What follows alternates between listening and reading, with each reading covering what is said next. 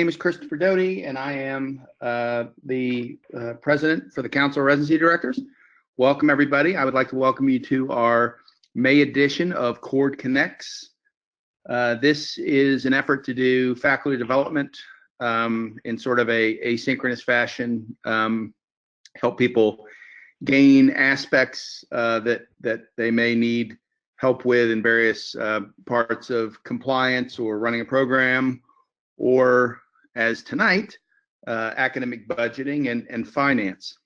So we have a wonderful treat tonight, a longtime CORD member, extraordinarily active in CORD and a past president, Doug McGee, who's going to talk to us tonight about one of the things that he really has developed an expertise in over the past many years. So Doug is the Chief Academic Officer and the former designated institutional official of the Einstein Healthcare Network in Philadelphia. Long tenured program director. He's also served as the medical director for the emergency department at Einstein. He's held a plethora of state and national leadership roles.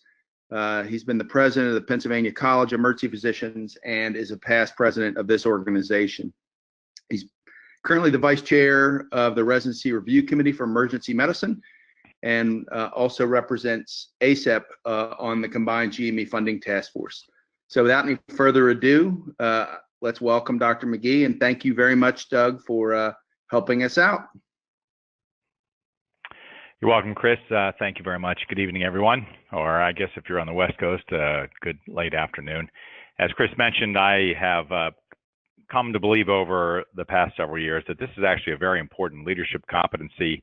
I know you've all gone to CORD, you know that Mary Jo and I speak about this topic quite a bit. And I must tell you that while I was a program director, I was fairly clueless as it related to budgets.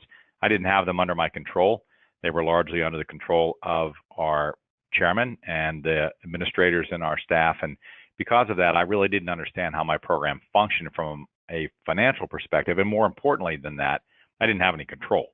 So I have gone out of my way here at our institution to make certain that our program directors are involved with their budgets, that they understand how it is that we do budgets and why budgets are important. And so tonight I'd like to go through some of that material with you all because I think it's relevant to your work, and especially for those of you that have some control over your budgets.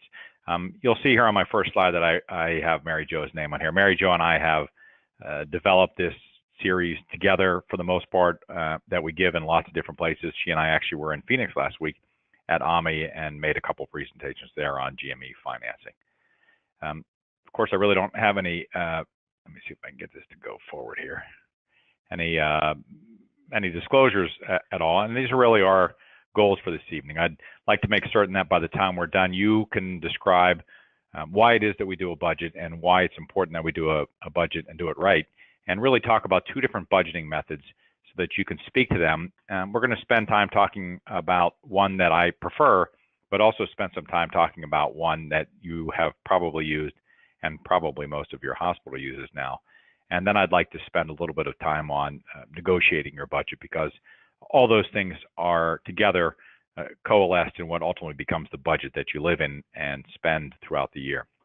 So this is the budget cycle, and once you become a GME administrator or any kind of other kind of administrator, you'll learn to understand that this cycle is really the hamster wheel that it looks, and it begins with these multiple steps that you see here: needs analysis, you need to create your budget, and then of course somebody has to give you approval for your budget. You have to win the budget negotiation.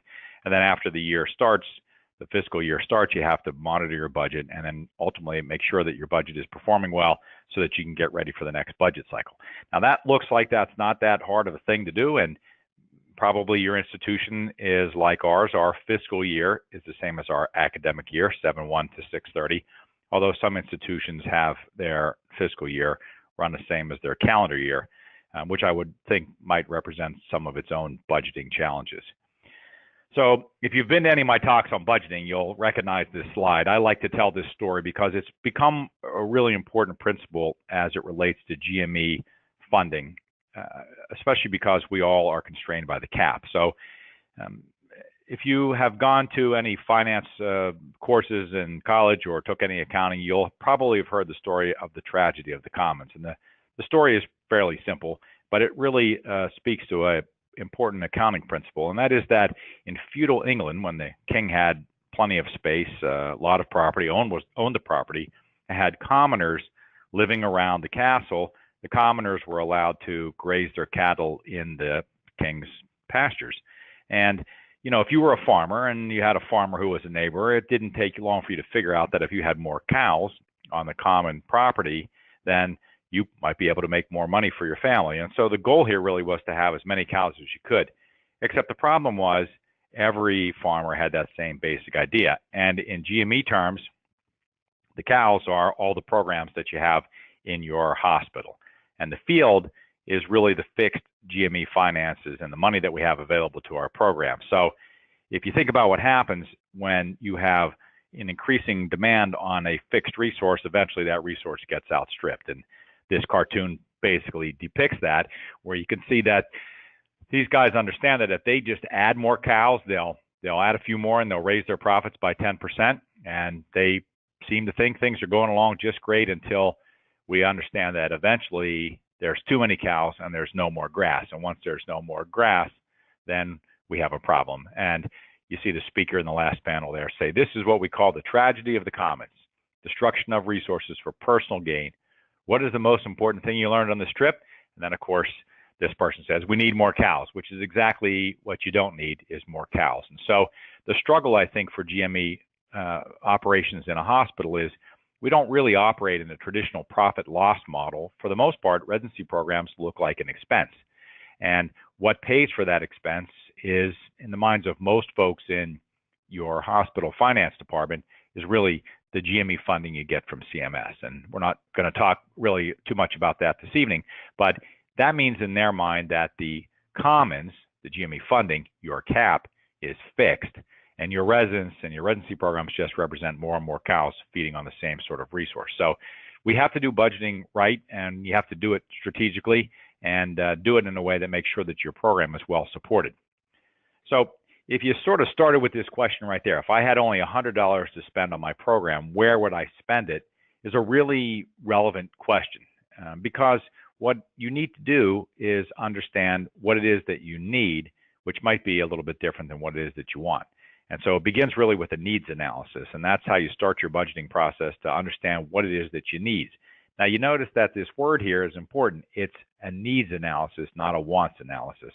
And as you start to think about how it is that you're going to put your budget together, this question, if I only had $100 to spend on my program, where would I spend it, could also be framed in a different way, and that is, if I could only get what I need, what would I need? So this needs analysis is important. And if you were to write down every single thing that you could think of that related to your program's function, they would probably fall into one of these four buckets.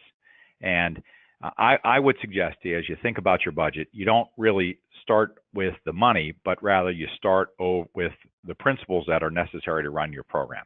So when you negotiate, we're going to negotiate over the principles related to your program's function, which of course has money attached to it, rather than argue over the money. And when we talk about negotiating in just a few minutes, we're going to spend some more time on that. So you can see that what you need in your program has different weight. It meets a clear accreditation requirement.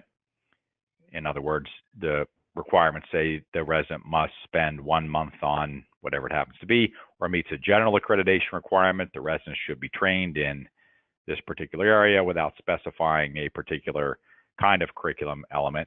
Or it really is what is good practice. It's what everybody in core does. It's how every program runs. That may be considered a best practice curriculum element. And then finally, it might just be something you want to do in your program. So when you look at those things, you can see that they're in some sort of order. And while that order speaks to their importance, that also speaks to the degree to which you're going to be able to win a negotiation argument. And so every piece of your budget doesn't weigh the same, and you need to understand that, because when it comes time to negotiating, you're going to fight for what you really need because it's an imperative, and what you might not quite need because it's just really what you desire. So this tension between what you need and what you want doesn't really matter when you have all the money that you could possibly want, But of course, when your resources are constrained, you're going to have to find a way to balance what it is that you need with what it is that you want.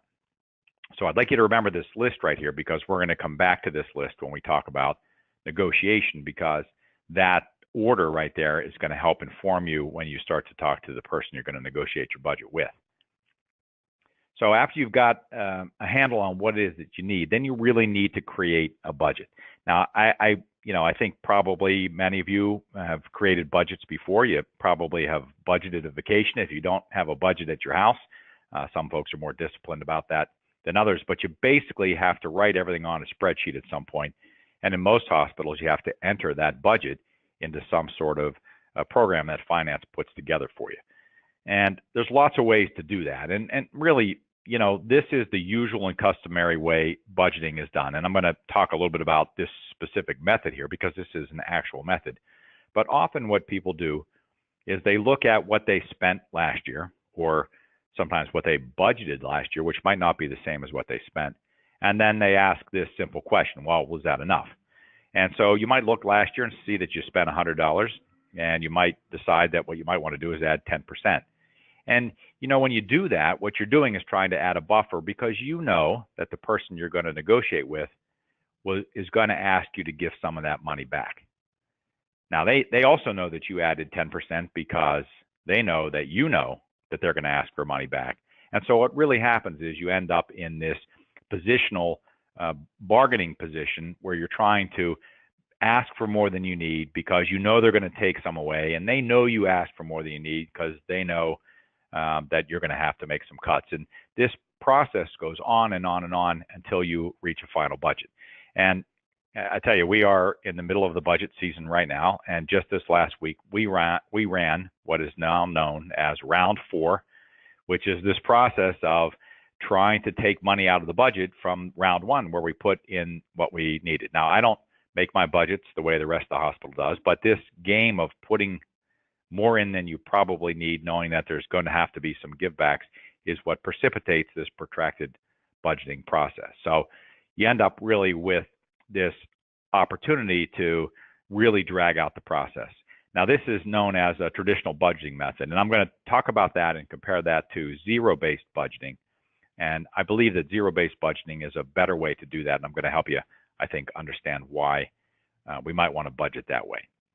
So this method that I just described is really known as incremental budgeting. And for me, this is a very painful process. And the most painful part is what we're experiencing right now, and that is that I have to go and I have to talk to my boss, and our chief operating officer tells me I need to go and take out some more money. And she really doesn't care where I find it. I just have to take it out.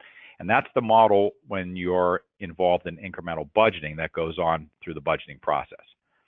So the goal here with incremental budgeting is to look at the previous period, last year's budget, and add some incremental amount for the next budget period. And you might have a way to do that, or you might simply guess, or you might simply game it a bit and ask for more than you think you need, because you know you're going to be given some back.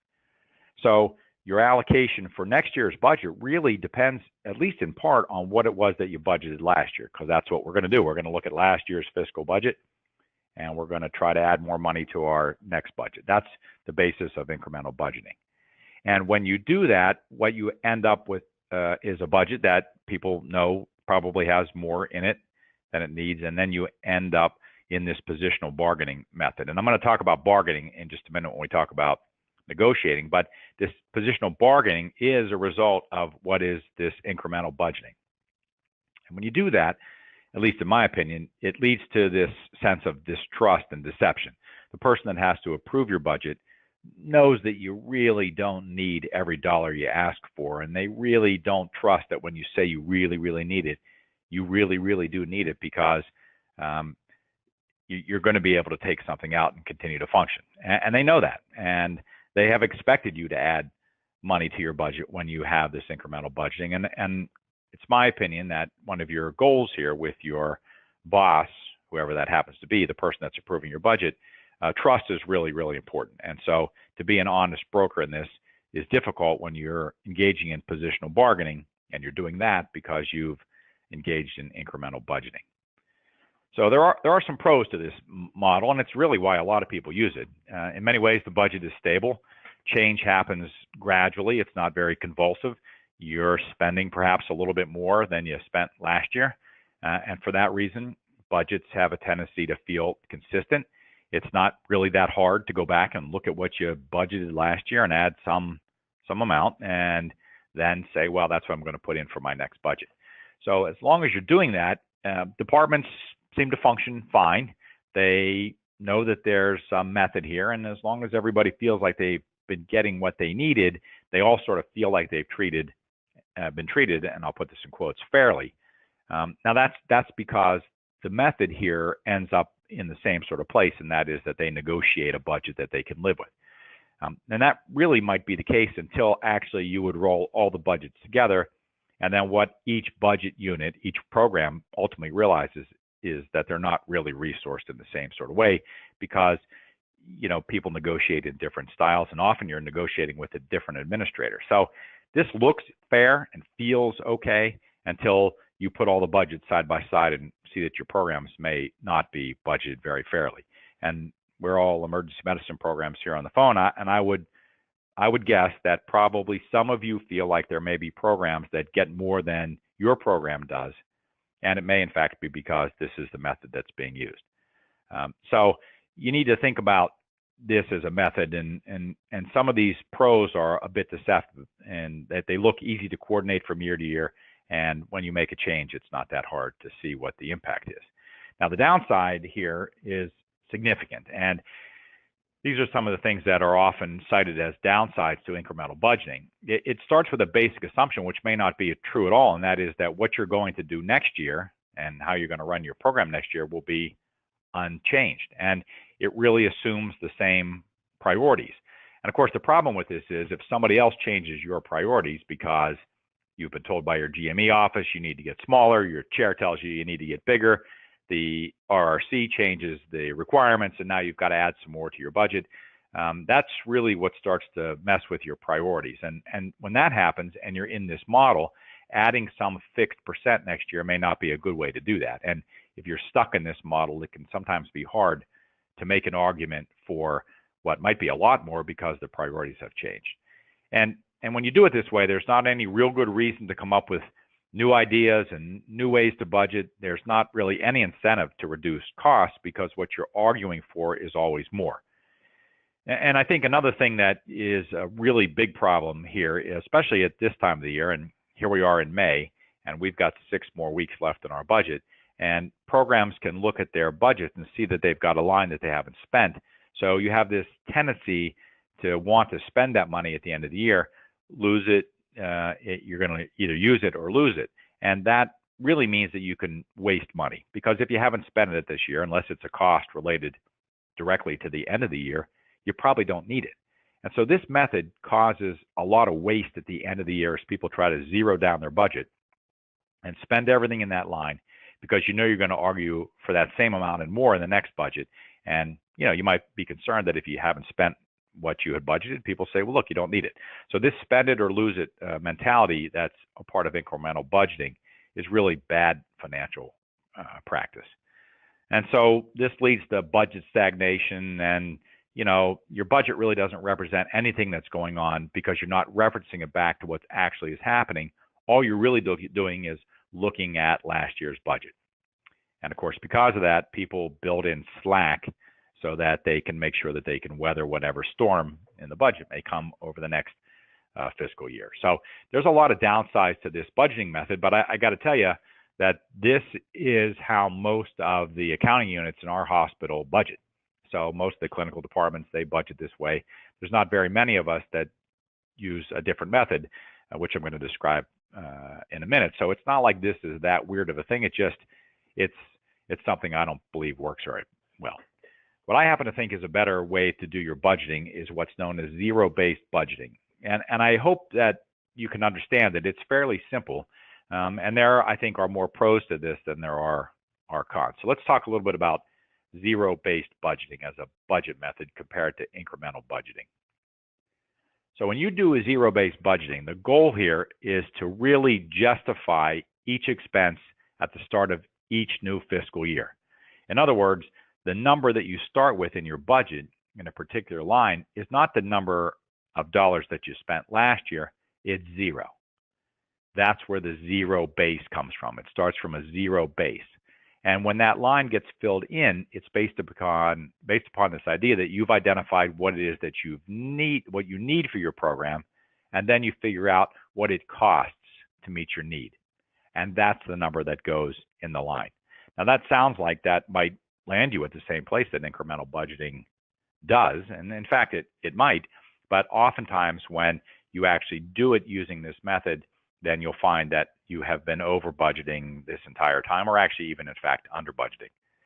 This past year, there were some other budget units that came under my control, and those budget units used the old incremental budgeting method, and I forced them this year to use zero-based budgeting, which caused them a lot of distress, and they actually found that they budgeted less for next fiscal year coming up in 18-19 than they had been budgeting. But if you look at what they spend every year, what they spend every year is exactly what the zero-based budgeting model would predict. So it's actually a really good way to marry up what it is that you actually do and what you actually need to what it actually costs. And I think this method is helpful too when you're able to develop budget scripts. And we're going to talk about these budget scripts in a minute. But for the most part, you're able to create something that tells the reviewer of your budget and really tells you how it is that you got to the number in that line. And so when you do it this way, then you rely less on historical trends. You don't really look at what you spent last year, because what you spent last year doesn't matter. It's based upon what we're going to do for this upcoming year. So that's the basic construct of zero-based budgeting. Now, when you create these budget scripts, you're really trying to create formulas that help you understand how you derived a particular budget line. So here's a really simple example. Suppose that we needed to budget scrubs for our residents. Probably every program does. And let's assume that we had 24 residents on our program and we wanted to buy scrubs for the residents every single year. They get disgusting, the residents trash them, and they look better if we have new scrubs. So what number do we put in the scrubs line, or in uniforms, whatever the line is called in your budget?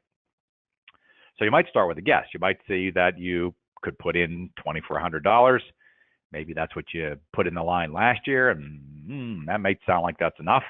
That's about $100 a resident. And, well, maybe that's not enough money, and you know that you might have to take some out when you start this budget negotiation, so you put in $3,000.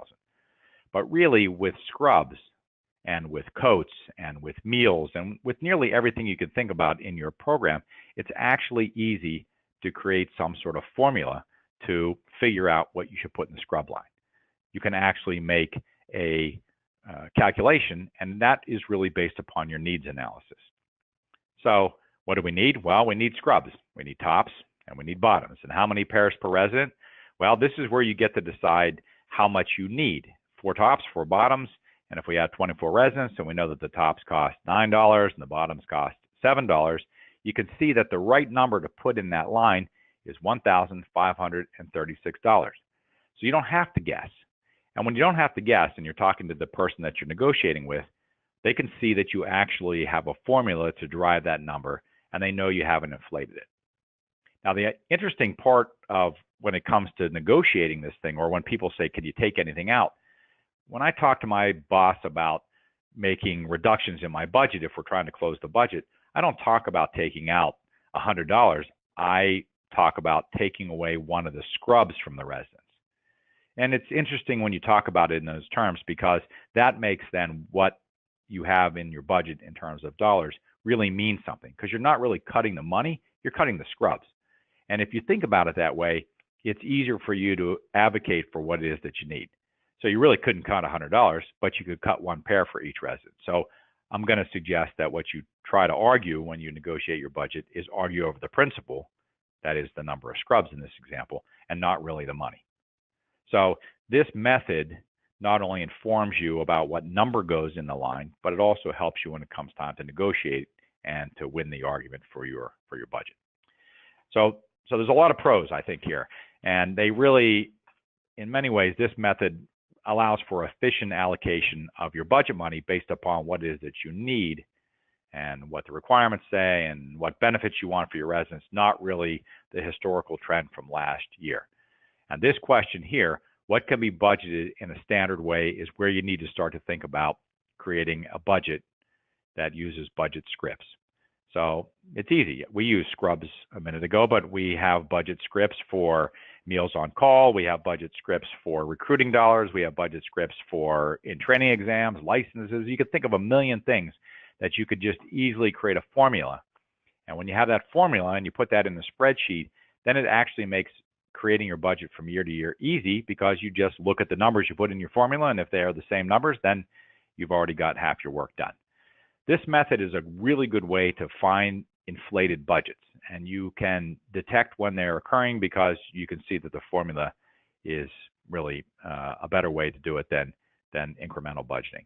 And when you do this, what it does is actually improves the collaboration. So when we started this method with our programs, our program directors and our program coordinators really weren't involved in creating their budgets. Now that we do it this way, it's actually easy for the program directors and the coordinators to sit together and go fill in the blanks in the worksheet. They need to go find out what it costs us to pay for EMRA dues next year, and then we multiply that by the number of residents. So creating the budget is actually not that difficult in enterprise after you've got these budget scripts done.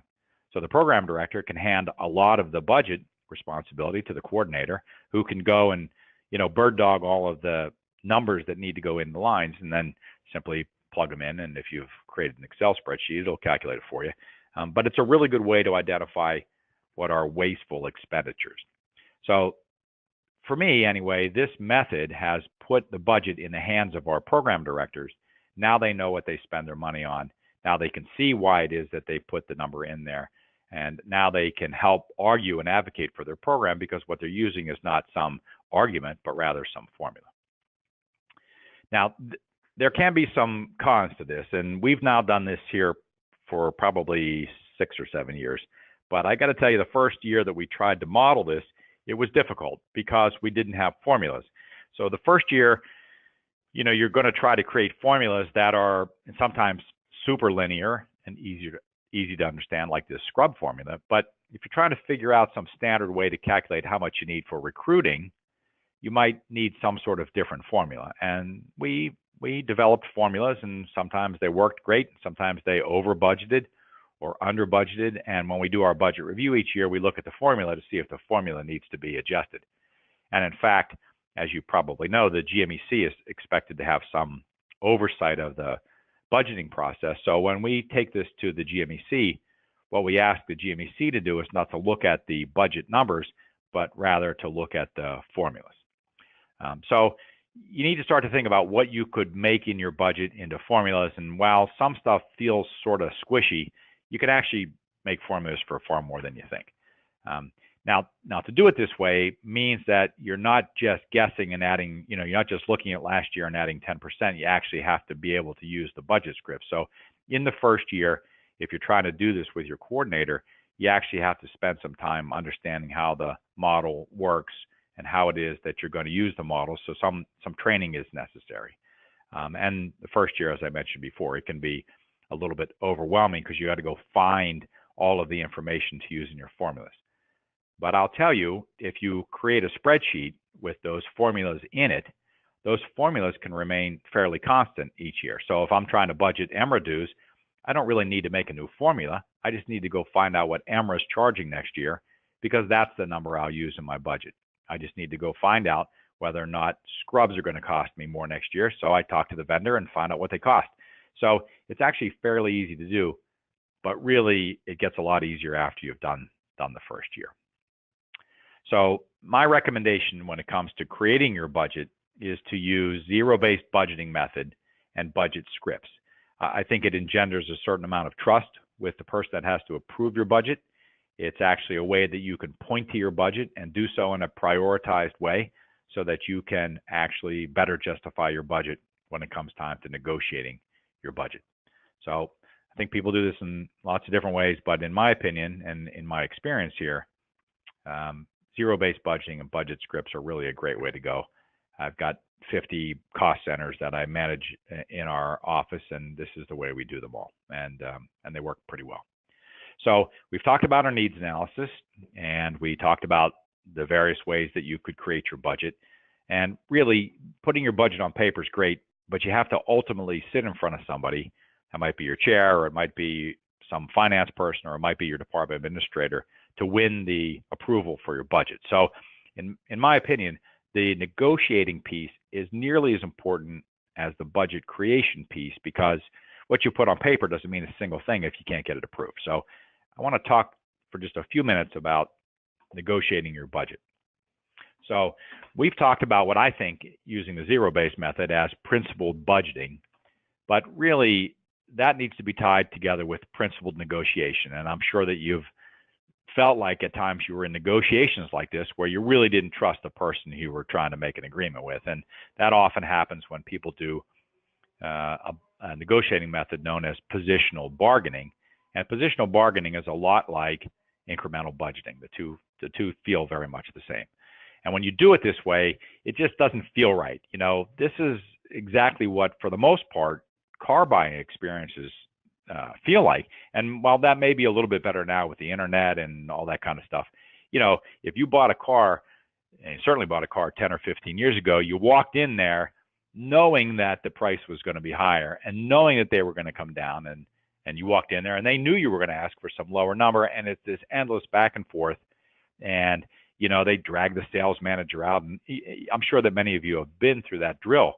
But when you walk away with your new car, even though you feel great about your new car, you really feel like the car salesman is just somebody that can't be trusted.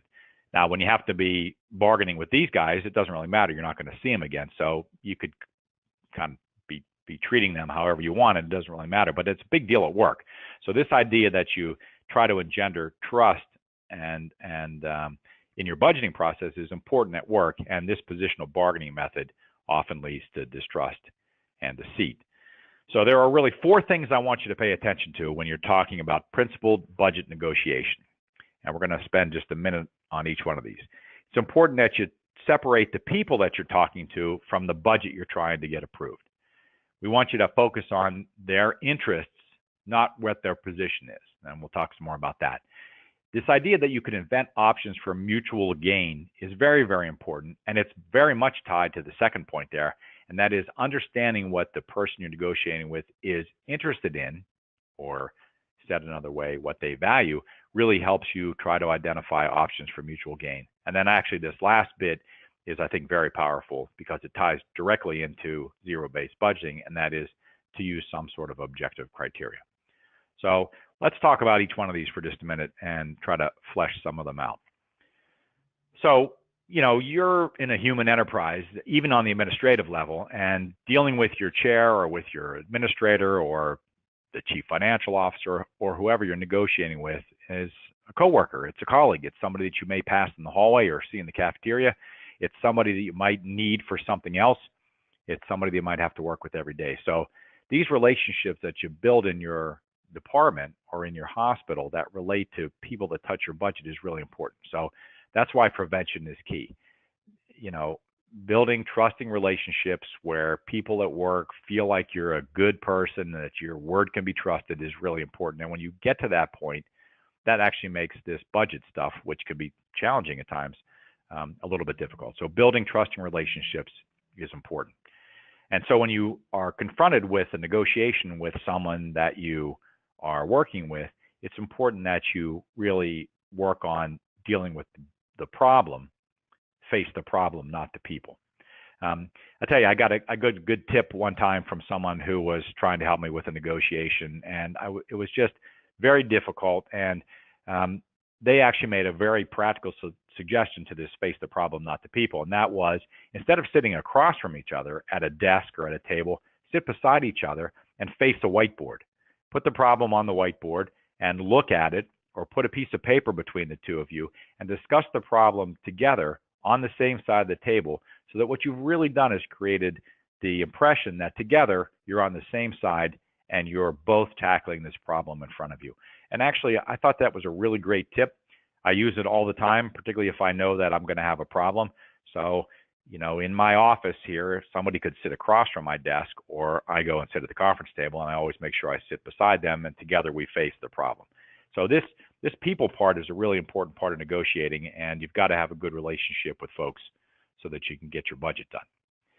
Now, it's important to understand what it is that interests people, and this is really one of the keys to negotiating. The stakeholders that you're talking about all have really different interests, and that sometimes is a considerable challenge. And so they may say no to you, and you really don't know why or why not they would not say yes, but it really often relates to their interests. So think about what your chair is interested in, and is that the same as what your DIO is interested in?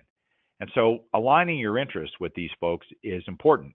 So your DIO, they're probably interested mostly in accreditation issues, and your chair may be interested in making sure that your budget is aligned with the rest of their operational and clinical budgets so that together in your department, you're not over budget. So the interests are sometimes different, and getting them all lined up is sometimes a trick. But really trying to figure out what their interests are is important. And when you go to make your budget ask, it's a good idea to be concrete, but be flexible. In other words, ask for what you need in your budget, but understand that you might need to be flexible. And as you understand from the last couple slides, it's important that we're hard on the problem, but soft on the people. It's just the budget here.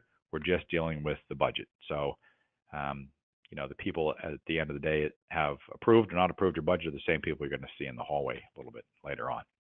Now, this idea around mutual gain is important. And the idea here around mutual gain is really this idea that instead of looking at the problem as a fixed pie, we want to try to make the pie bigger. And when you make the pie bigger and everybody gets a bigger piece of the pie, you might for your budget and your DAO might for their budget. That's actually a really good way to try to win a budget argument. And this really begins with brainstorming. And probably you've been in lots of discussions where somebody throws an idea out, and before the idea is even out of their mouth, somebody's going, that's a dumb idea. We can't do that. We're going to reject that. And that's really not what brainstorming is. When you're brainstorming, especially when you're trying to manage your budget, it's a good idea. The process really is about throwing every idea you can up on a whiteboard or on a piece of paper. And when you put the idea up, it's not judged. You leave it up there until they're all up there. And then once they're all up there, you try to find the ones for which there's the most amount of mutual gain. And when you do that, you can often try to make the pie, in this case, money, bigger than what it may have been in the first place. And this is a good way to deal with somebody, particularly when their opening posture is one of, listen, this is what we have and I have no more. And many times just simply asking them for their preferences is a good way to start. It's a little bit like asking the patient, what are you here for today?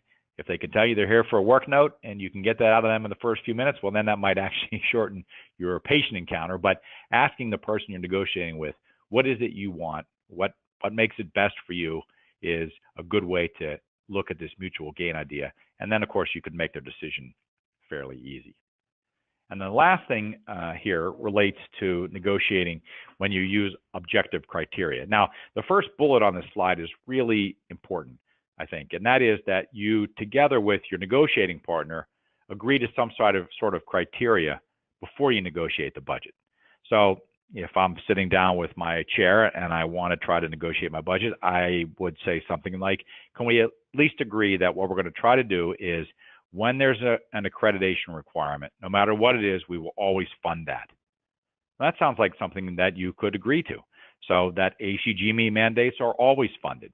And if you can get to that sort of agreement, objective criteria, the RRC requirements, and you can point to those as evidence for why it is you put in your budget, it's a winning argument. But it came about because you agreed to the criteria before you even started to look at the money. So, there may be other things that your negotiating partner might agree to. Just because another program does something doesn't mean it necessarily would be funded, but it is helpful to understand what other programs do.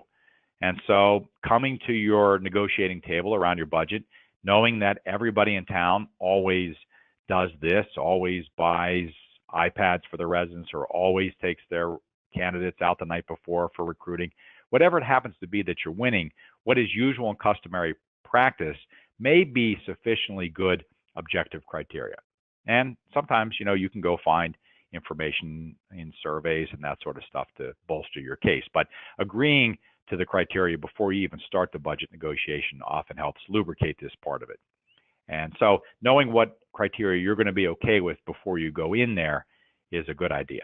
So these 4 methods of negotiating your budget is actually well integrated with the zero-based budgeting method, particularly this last one, because this objective criteria helps you write a budget script.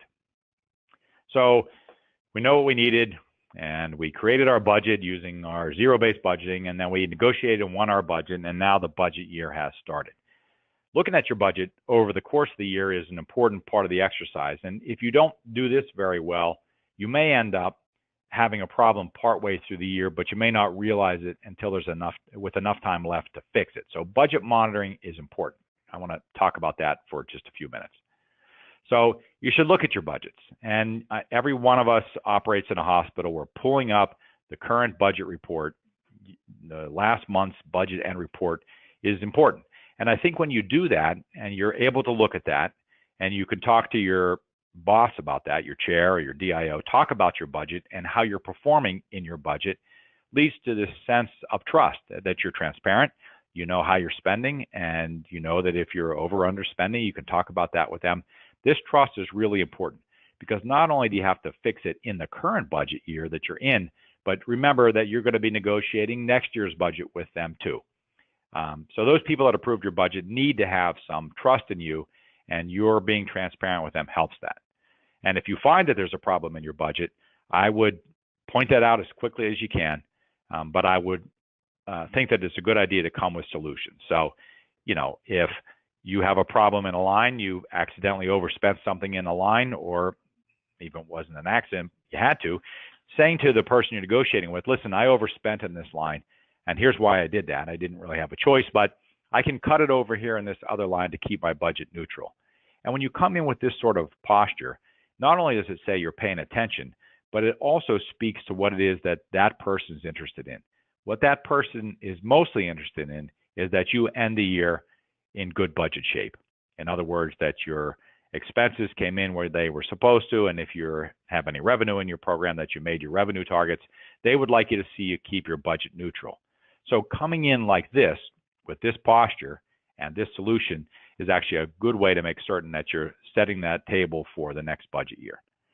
Now, I want to talk about variances for a second, because budget variances are just really a natural consequence of your budget. Budget variances occur when, based upon the performance of the budget throughout the year, you are either underspending or overspending.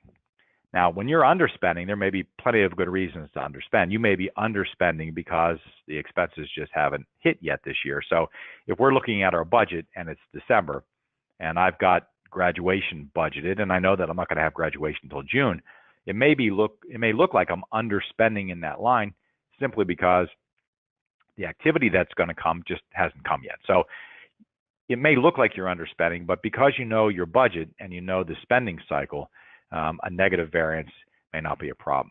It's positive variances, on the other hand, positive variances in that regard are really helpful. That means you're not spending more than you should be. Negative variances, on the other hand, when you've overspent, really can be a problem. But this is what we were talking about before. If you have a negative variance, in other words, you spent more than you should have, you really don't want to try to hide that. I think you should look at variances as a friend, because really what they help you do is understand your budgeting better. What they really do is they speak to your budgeting and your spending and how well you've done. So negative variances, again, you either spent too much, or maybe what you did was not budget enough. You didn't overspend, you just under budgeted. So negative variances shouldn't be hidden. You should use them to help you make perhaps next year's budget. And if you did spend too much, well, then you're going to have to solve that problem. But if what you really did was under budget, then you'll fix that problem the next year. Positive variances, on the other hand, either means that you're just underspending, you just maybe didn't really need to do what you thought you needed to do, or perhaps you over budgeted. And over budgeting is not a really great idea either, particularly in a zero-based budgeting model. So while variances by line may be okay, as long as they're offset in another line, they might not be okay. if you look at your whole budget and your whole budget is out of whack. So minor variances and line by line are probably okay so long as they're offset somewhere else. And again, remember that your spending may not be symmetric. You may have a variance in one line, but when graduation hits, you'll certainly spend all of what it is that you need in your budget. So after we've got our budget up and running and we're monitoring it, it's time to review our budget for the next budget cycle. And here I think is the real challenge, because getting ready for the next budget really starts oftentimes in the third quarter of the current fiscal year. So, we just start our budget in July, and before you know it, we're talking in January about the budget tool opening up at the middle part of February. So I've still got 4.5 months left to go in my current budget, and I'm already trying to get ready for the next budget. So this is a challenge when you get to this part of the year, when you're trying to look at what you've spent, look at how your budget's been performing over the course of this year, and then trying to get ready to make projections for next year, some of which are as many as 15, 16 months away. And this, I think, is really where budget scripts, particularly after the second and third year when they can become a little bit more mature, can help make this part a little bit easier. The challenge, of course, is we're in the third quarter. We haven't even gotten to the end of the fiscal year, and I'm trying to make decisions and all my spending is not done. Now, what your finance people will do is annualize your projections. So if you said you were going to spend $120 in this particular line, and you may not be spending it till the end of the year, they may put $10 in each month, and that's how they annualize your budget projections. But of course, looking at that is deceptive, because you know that your expense is not going to occur until the end of the year. So this budget review process can be pretty challenging, but your current budget to date performance really does start to influence the budgeting for the next fiscal year. And when you're sitting down and talking with your boss, your chair or your DIO, and you're talking about your budget, how well you're doing this year is going to really influence how it is that they look at your budget for next year, which you are preparing in the very year that you're trying to monitor. So I think this is not that complicated a process, even though it sometimes can be overwhelming. The most important thing to start with is understanding what it is that you need, not what you want, but what it is that you need, and that you look at each item in your budget and understand the priority that's attached to it. Again, I think you should use zero-based budgeting if you can, and if you can create budget scripts, that's so much the better. It's easier to make your budget with budget scripts, particularly after you get past the first year when you're trying to put the budget scripts together.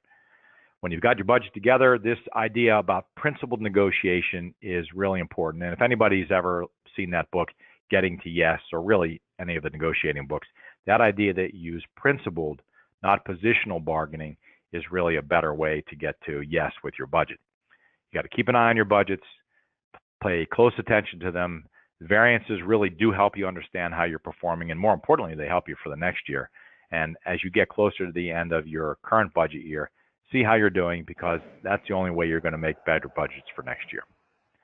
So that's the nuts and bolts of making a budget for GME. And if anybody has any questions or we want to have any discussion, I'm happy to do that. That's great stuff, Doug. Thank you. That's really the most comprehensive sort of summary I've heard. So, does anyone have any questions about this?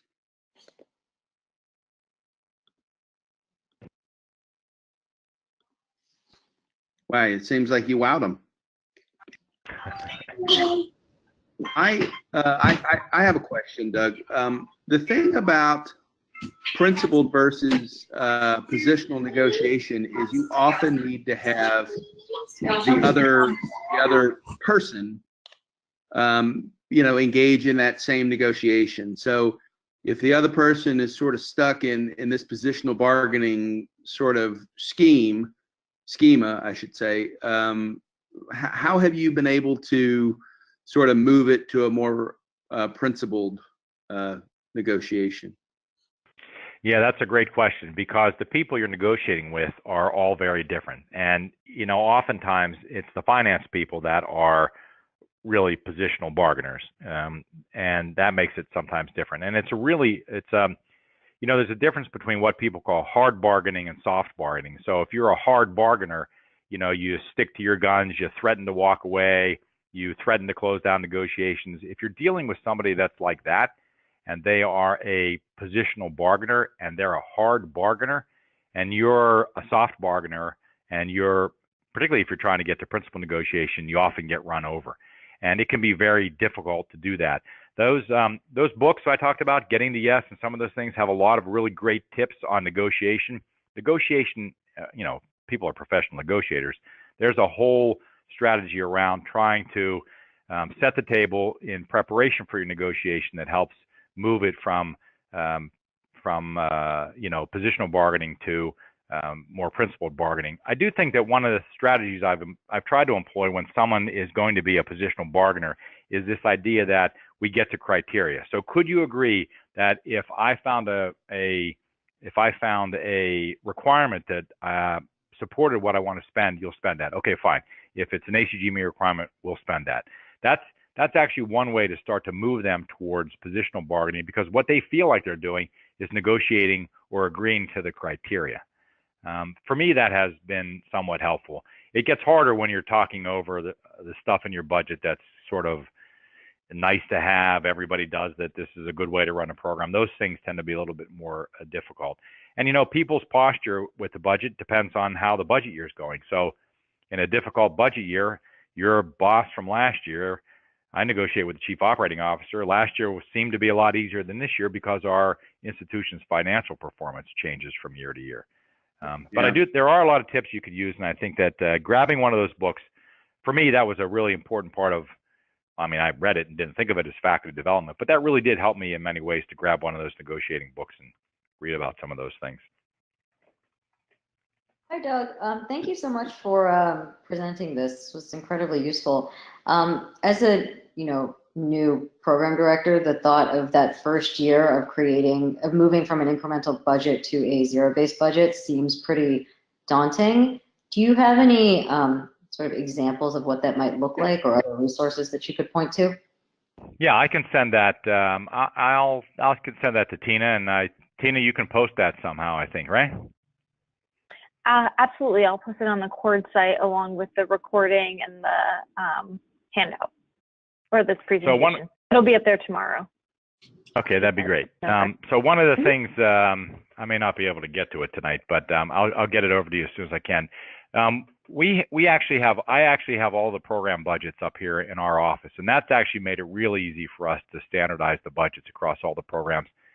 And I don't know whether you're able to pull that off in your hospital, or whether or not you feel like you're one of those programs that just doesn't seem to get what everybody else gets. But I got to tell you, this thing, because now we've done it across all the programs, everybody gets an equitable amount of money. Everybody feels like they're treated in an equitable way because everybody's formulas look the same. Now, a big program gets more than a smaller program, and some programs with special needs, well, if we're talking about interventional radiology, those guys may get a lead vest and somebody else may not. But there's formulas attached to how it is we put the budgets together, and it has engendered a certain sense of fairness across our programs. It's been a good thing. So I'm happy to send you that formula that we have. We do have some of the expenses budgeted up here in academic affairs that aren't in the program budgets. And the other way that we allow the programs to sort of boutique their program is to give each program director so much money per resident, and we allow them to put that in whatever line they want. So some people say, listen, I don't want to buy any books, and others say, I want to send every resident to a meeting, and others say, I want iPads. So we do provide them some money that they can use with their discretion to put in lines that kind of makes each program sort of special based upon what the program director values, but nearly all the budget is budgeted with some scripts. Seems like transparency really is key here. Yeah. I learned something actually just this past week. I yap about the zero-based budgeting all the time, and our finance and accounting department really likes the way we do this because we give them our filled-in worksheets to justify the line. But I was called to the principal's office this past week. Chief operating officer, the chief financial officer met me there with my budgets, and I've got tens and tens and tens of millions of dollars in my budget, and they said, listen, yeah, we know you do this zero-based budgeting thing, and we know that you feel like you can't take money out because you've only budgeted for what you need, but we'd like you to take a look at something here. And what they showed me was that there were certain budget lines that I had been using a script for, but that I had been over budgeting, because if you look at our programs, they weren't spending everything that was budgeted in that line based upon the amount of money that we put in with the script. So what I really learned was I was always trying to look at the formulas to adjust them up if I needed to, but I never really looked to see whether I could adjust my formulas down. So I was actually able to take out a couple of $100,000 out of all of these budgets rolled up together because I just simply adjusted one of the formulas that we applied to all the programs. And so I learned a lot about, I think just this past week, a realization that transparency helps. They trusted the process, and they actually let the process work the way it should have, and it showed us that we were over budgeting and didn't really need to. All right, Doug, I want to be respectful of your time and other people's time. I really, really appreciate you taking time out to do this for us. It was a fantastic presentation, and the people that listened to it live, I'm sure enjoyed it. And of course, it'll be a resource in perpetuity now. Thank you. You're all very welcome.